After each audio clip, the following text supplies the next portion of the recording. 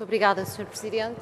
Sr. Primeiro-Ministro, julgo que este Orçamento de Estado prova que nós temos em Portugal um governo mal constituído, porque é um governo constituído por um Primeiro-Ministro e, quer nós queiramos, quer não, por 11 Ministros das Finanças. É por isso que o Sr. Ministro da Educação contribui para que tenhamos um nível de financiamento na educação mais baixo da Europa, que o Sr. Ministro da Saúde degrada o Serviço Nacional de Saúde, que o Sr. Ministro da Segurança Social promove o empobrecimento dos portugueses, que o Sr. Ministro da Economia promove o desemprego e a degradação do Serviço Público de Transportes, que a Sra. Ministra do Ambiente vê soluções e obra feita onde existem problemas e capacidade de travar atentados ambientais, e até às secretarias de Estado, onde o Sr. Secretário de Estado da Juventude manda os jovens deste país emigrar. Quero fazer um comentário sobre esta desgraça de declarações que provavelmente também tem intenções em cima, Sr. Primeiro-Ministro. É por isso que este Governo e este Orçamento de Estado são contra o desenvolvimento do país. Não há nada a fazer. Por mais que o tentemos mascarar, não há nada a fazer. Sr. Primeiro-Ministro, ouvimos aqui neste debate, já temos ouvido em declarações públicas, o Governo dizer assim: sim, este é um orçamento muito, muito duro, mas é ele que prepara a estabilização económica e o progresso do país.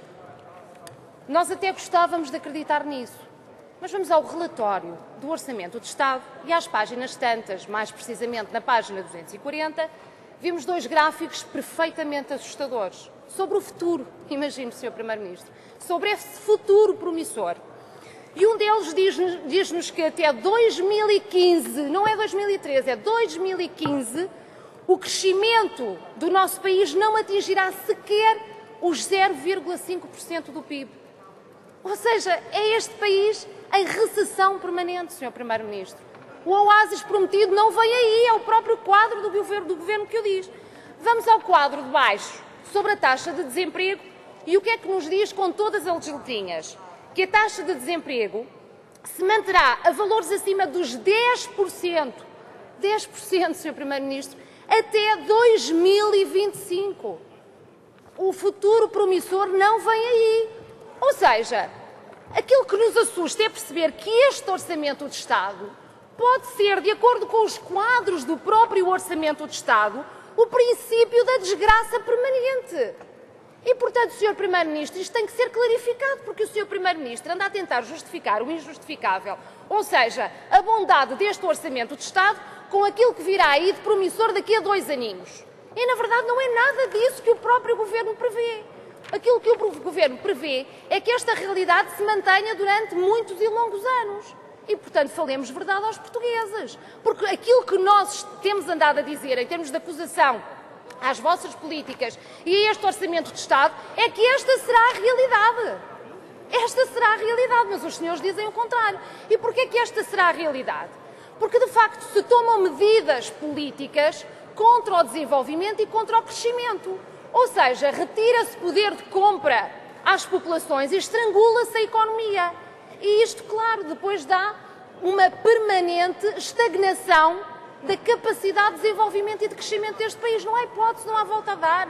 Nós não vamos ter capacidade de sobrevivência florida, como o Sr. Primeiro-Ministro quer fazer crer, que não é nada, essas não são verdadeiramente as consequências que podem resultar destas políticas. E então é a propósito disto que eu também gostava de perguntar ao Sr. Primeiro-Ministro o seguinte, em nome dos Verdes.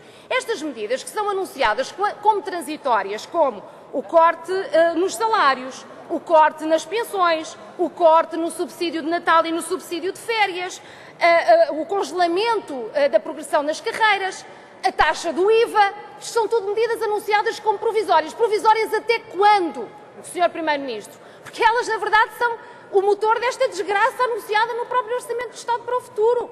Provisórias até quando? O grande receio aqui que estas medidas transitórias se tornem definitivas, como nós já temos ouvido algumas declarações, a amansar mais ou menos a coisa para consciencializar as pessoas de que provavelmente estas medidas terão que ter um caráter mais definitivo. Não pode ser, Sr. Primeiro-Ministro. Os senhores estão a contribuir para iniciar a desgraça permanente do país, com as medidas que dizem ser solução, mas que na verdade são um problema. É por isso, Sr. Primeiro-Ministro, que eu gostava também de saber qual é o comentário que o Sr. Primeiro-Ministro faz ao próprio relatório do Conselho Económico e Social, que recomenda vivamente ao Governo a renegociação dos prazos para que tenhamos maior folga, aí sim, para implementar medidas de crescimento que o Governo não é capaz de tomar devido às políticas e à pressa da implementação dessas medidas que está a implementar no país. Está tudo ao contrário, Sr. Primeiro-Ministro. O país precisa de viver, de crescer, e os senhores aquilo que estão a fazer é a estrangular absolutamente tudo. E depois, claro, o resultado conta-nos o próprio Orçamento de Estado. Muito obrigada, Sr. Presidente.